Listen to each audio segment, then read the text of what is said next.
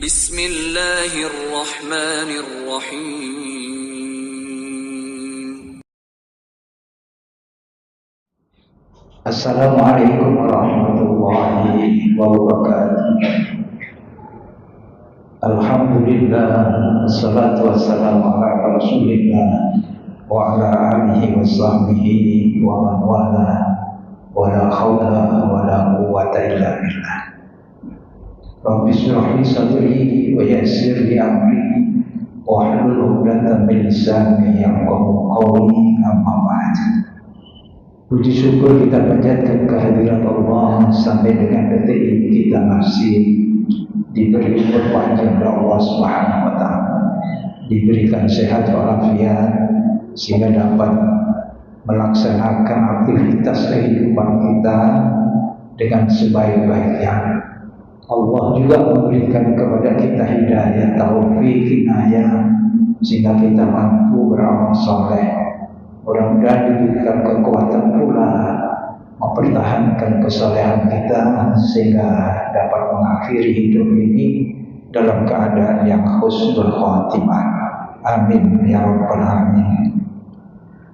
Jamaah yang dirahmati Allah Subhanahu wa taala, di dalam surat Al-Adiyat Allah Subhanahu wa taala mengingatkan kepada kita bahwa manusia itu seringnya sukanya itu menghitung-hitung musibah dibandingkan menghitung nikmat Allah Subhanahu wa taala. Tak tahu benar begitu apa tidak ya. Kebanyakan kita itu seringnya menghitung-hitung musibah dibandingkan menghitung-hitung nikmat Allah Subhanahu wa taala. Sekali kita dikaruniai sakit misalnya, itu seolah-olah seluruh hari kita itu adalah sakit. Padahal kita itu dikaruniai sehat itu berpuluh-puluh tahun lamanya. Tapi ketika kita diberikan musibah sakit, seolah-olah karunia sehat itu tidak ada. Begitu pula nikmat-nikmat yang lain.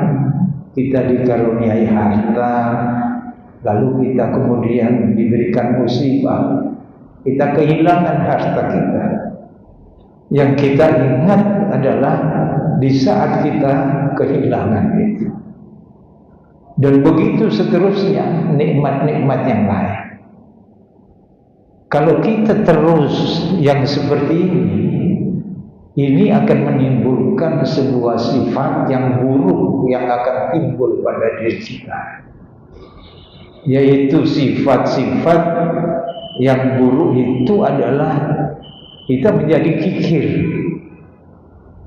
Kita tidak mudah untuk berderma, berbagi dengan sesama, karena kita terlalu, kata Allah, tuhibbunal mal ala hubban jamman.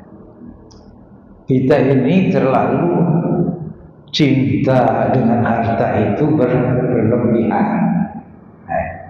Ini kecenderungan begitu. Kalau ini tumbuh terus itu sifat-sifat kita senantiasa menghitung-hitung musibah dibandingkan menghitung nikmat Allah. Karena memang nikmat Allah yang diberikan kepada kita ini ya kita tidak mampu menghitungnya. Wa in ta'uddu nikmatallahi la tuhsuha. Sekiranya kalian menghitung-hitung nikmat Allah, kalian tidak akan mampu menghitungnya. Ini sehingga karena kita tidak mampu menghitungnya itu barangkali, maka kita yang mudah itu adalah menghitung-hitung musibah yang diberikan kepada kita. Maka tidak sedikit saudara-saudara kita itu ketemu kita lalu yang ada itu adalah mengeluh. Ya, mengeluh. Suka mengeluh apa tidak? Ya. Mengeluh itu karena dia menghitung-hitung apa musibah yang diberikan kepada dirinya. Itu bukan sifat seorang yang beriman. Orang beriman itu kalau diberikan musibah bersabar, kalau diberikan nikmat bersyukur. Dan dua sifat yang dimiliki orang yang beriman ini, kata Rasulullah, adalah sifat yang luar biasa, yang tidak dimiliki kecuali orang beriman. Yaitu sifat ketika menerima musibah bersabar, ketika mendapatkan nikmat bersyukur. Itu ternyata tidak mudah, tidak mudah. Hanya dimiliki orang yang benar-benar beriman kepada Allah Subhanahu wa ta'ala. Jamaah yang dirahmati Allah Subhanahu wa ta'ala. Jadi kalau kita mengingat itu, tentunya sesuai dengan janji Allah, la in syakartum la azidannakum. Kalau kita ingin ditambah nikmat kita, ditambah oleh Allah nikmat kita, mestinya kita mensyukuri, pandai mensyukuri nikmat Allah Subhanahu wa ta'ala. Jamaah yang dirahmati Allah, Allah menyebutkan memang di dalam Al-Quran, karena ini merupakan tabiat manusia itu banyak yang ingkar kepada Allah Subhanahu wa ta'ala. Sehingga Allah itu menyebutkan wa qalilum min ibadihas syakur. Sedikit dari hambaku itu yang pandai bersyukur. Memang sedikit. Yang pandai mensyukuri nikmat Allah itu sedikit. Yang banyak yaitu tadi mengeluh, menghitung-hitung musibah yang diberikan Allah kepada kita. Satu contoh bahwa bapak-bapak ini setiap hari membanting tulang, berangkat pagi, pulang malam, di saat panas kepanasan, di saat hujan kehujanan. Untuk apa? Untuk menghidupkan keluarga kita. Nah, bahkan kadang-kadang kita itu berbohong kepada istri kita. Kalau menemui kesusahan di saat kita mengais rezeki itu, di saat sulit itu, kita tidak bercerita kepada istri kita. Agar apa? Di dalam rumah itu tidak terjadi ikut susah sebagaimana yang kita alami di luar rumah kita. Itu kita banting tulang seperti itu demi keluarga kita, anak-anak dan istri kita. Tapi ketika terjadi kesalahan sedikit pada diri kita, apa yang terjadi? Tekan nomor diomeli ini, ya, marah-marah istri kita. Bahkan ada yang terjadi sampai puncaknya itu seolah-olah kita membanting tulang bertahun-tahun lamanya untuk menghidupi keluarga itu seolah-olah tidak ada. Seolah-olah tidak ada. Karena yang dilihat adalah musibah, masalah yang dia hadapi. Dia tidak melihat nikmat Allah Subhanahu wa ta'ala, yang selama ini kita itu hidup tenteram, damai, bercengkrama dan lain sebagainya. Diberikan kesenangan, seolah-olah tidak ada nikmat itu. Yang ada adalah musibah itu yang diterima.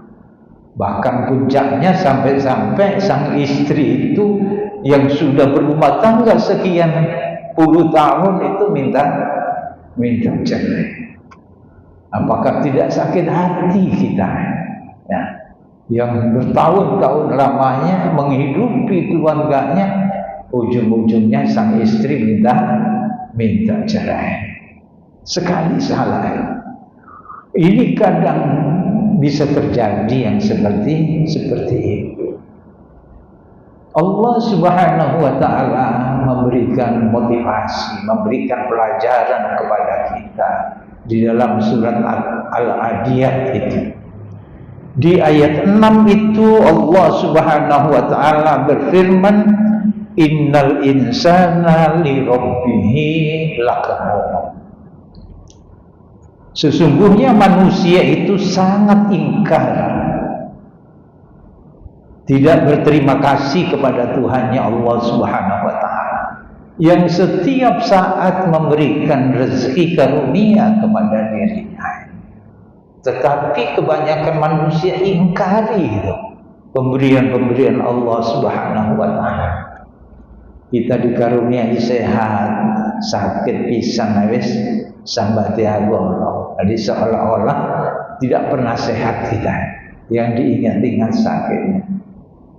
Padahal kita ini nikmat apa saja, ya, hidup enak, tentram, makan setiap saat, HP kita ganti-gantian, itu terus nikmat Allah Subhanahu wa Ta'ala yang sangat banyak diberikan kita. Dan itu tadi kita tidak akan mampu menghitungnya. Jadi Allah mengingatkan kita di dalam surat Al-Adiyat ini ayat 6, innal insana li rabbihi lakanut. Sesungguhnya manusia itu sangat ingkar, tidak berterima kasih kepada Allah Subhanahu wa Ta'ala. Dan di awal surat ini Allah Subhanahu wa Ta'ala menyebutkan, mengantarnya, memberikan ilustrasi sumpah Allah. Sumpah kalau Allah itu mengawali ayatnya itu dengan sumpah, itu memerlukan perhatian khusus bagi kita. Apa sumpah Allah? Sumpah Allah kepada makhluknya. Bismillahirrahmanirrahim. Di dalam awal surat itu, insya Allah semua hafal ayat ini, karena ini ada di juz Ammah, ya, di juz Ammah. Insya Allah semuanya hafal. Kalau di dalamnya ada innal insana li rabbihi lakanut, di atasnya apa ya? Nah, nanti hafal. Kecuali yang belum hafal. Wal adiyati dhabhan. Itu sumpah Allah demi kuda perang yang berlari kencang. Itu mengawali surat ini dengan sumpah, yaitu demi kuda perang yang berlari kencang. Fal muriyati qadhan. Kemudian ketika kuda-kuda itu berlari kencang di malam hari, di saat subuh, maka di kaki-kakinya itu menimbulkan percikan-percikan api. Karena kaki-kaki kuda itu kan ada tapal kuda, ada besinya itu. Lalu itu berbenturan dengan batu-batu yang cadas, maka memercikkan api di situ. Ini yang menjadi sumpah Allah Subhanahu wa Ta'ala.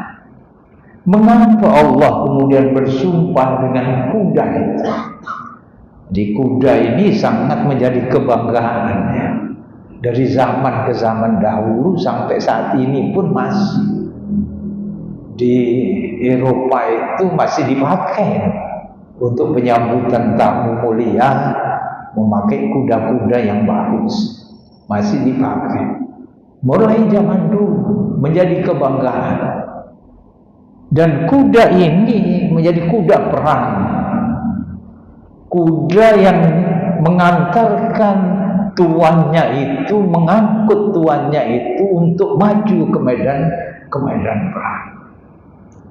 Allah memberikan pelajaran bahwa hamba Allah yang beriman itu setiap saat mesti siap untuk berangkat memenuhi panggilan Allah Subhanahu wa Ta'ala, melaksanakan perintah Allah, sebagaimana kuda-kuda yang mengantarkan tuannya itu untuk maju ke medan perang. Mengapa kuda-kuda itu lalu tidak mau membantah dengan tuannya? Ya, padahal berperang itu pasti dia akan mengalami kesusahan di situ. Kalau tidak kena sabet dengan pedang, dia akan kena tertusuk tombak atau panah. Dan tidak sedikit kuda-kuda itu akan berjatuhan karena senjata tajam di dalam medan perperangan. Mengapa? Kudanya itu lalu kemudian mau? Karena padahal dia tidak ada kepentingan di situ. Kalau tuannya memiliki kepentingan, dia ingin meraih derajat yang tertinggi di sisi Allah Subhanahu wa Ta'ala, yaitu melaksanakan jihad fisabilillah. Orang-orang yang berjihad dijamin surga. Tetapi apakah kuda ini memiliki jaminan surga? Dia tidak mengerti itu. Yang dia mengerti bahwa yang merawat dirinya itu adalah tuannya ini. Tuannya yang memberi makan, tuannya yang memelihara dengan baik, yang memberikan tempat yang layak, yang mengasuhnya dengan baik. Karena itu kuda-kuda itu mengikuti, taat kepada tuannya itu. Maka ketika diajak mengantarkan dia berperang, dia pun bergegas untuk berangkat berperang. Tidak ada kuda itu yang bantai, tidak ada. Diajak berperang yang berjalan. Padahal pasti di situ itu dia akan mengalami kesusahan. Ya, bisa-bisa mati di tengah-tengah peperangan itu.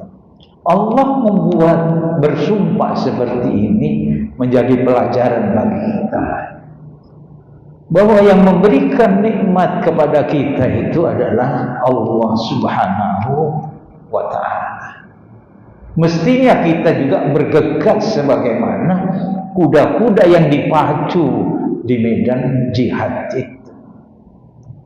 Tanpa berpikir kita, kalau Allah sudah menyerukan kepada kita perintah untuk beribadah, perintah untuk berjuang dan lain sebagainya, maka kita mesti bergegas sebagaimana kuda-kuda perang yang mengantarkan tuannya ke medan perang itu.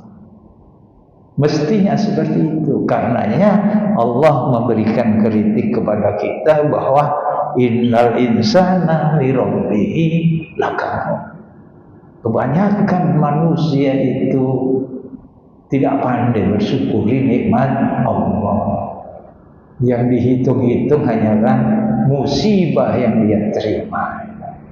Padahal musibah itu tidak semata-mata dari Allah, disebabkan karena perbuatan kita. Perbuatan buruk kita itulah yang bisa menimbulkan musibah, ujian lalu kemudian kepada kita. Jemaah yang dirahmati Allah, sebagaimana tadi kalau kita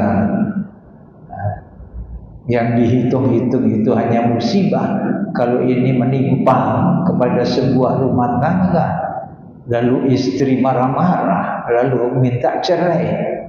Karena sampai-sampai Rasulullah itu mengatakan bahwa penghuni surga itu kebanyakan adalah apa?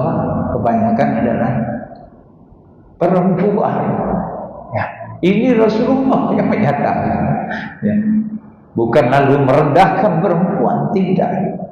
Karena kejadian-kejadian yang seperti ini, yaitu perempuan-perempuan yang tidak pandai mensyukuri apa yang dilakukan jerih payah dari sang suami.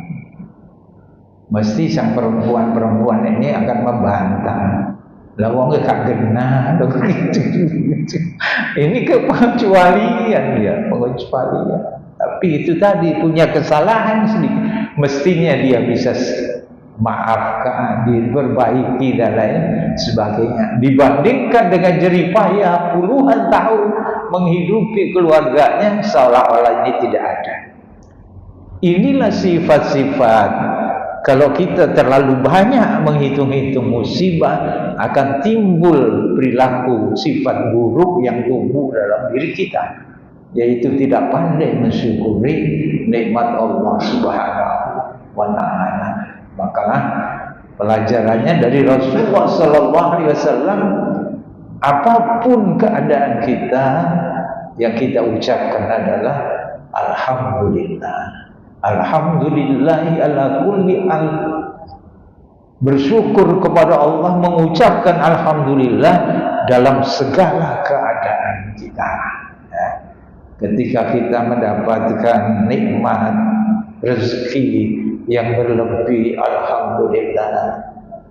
Tetapi ketika kita diberikan musibah oleh Allah Subhanahu wa Ta'ala, ala kulli hal, mesti kita juga mengucapkan Alhamdulillah. Biasanya orang Jawa itu banyak Alhamdulillah.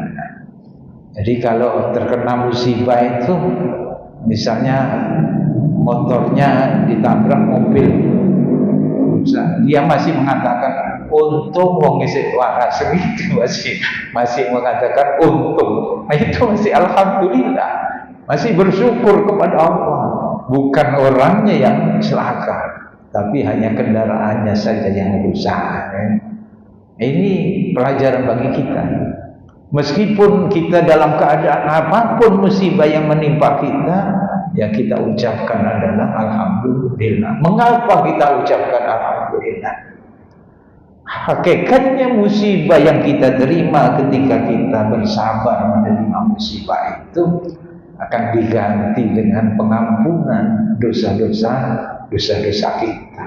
Itulah karenanya kita mesti mengucapkan Alhamdulillah. Seolah-olah pengampunan dosa itu bukan nikmat yang besar. Padahal ketika Allah mengampuni dosa kita, itu sebuah nikmat yang luar biasa. Ya, dosa kita ini banyak, lalu kita diberikan musibah. Kalau kita bersabar, dosa-dosa kita akan diampuni Allah Subhanahu wa Ta'ala.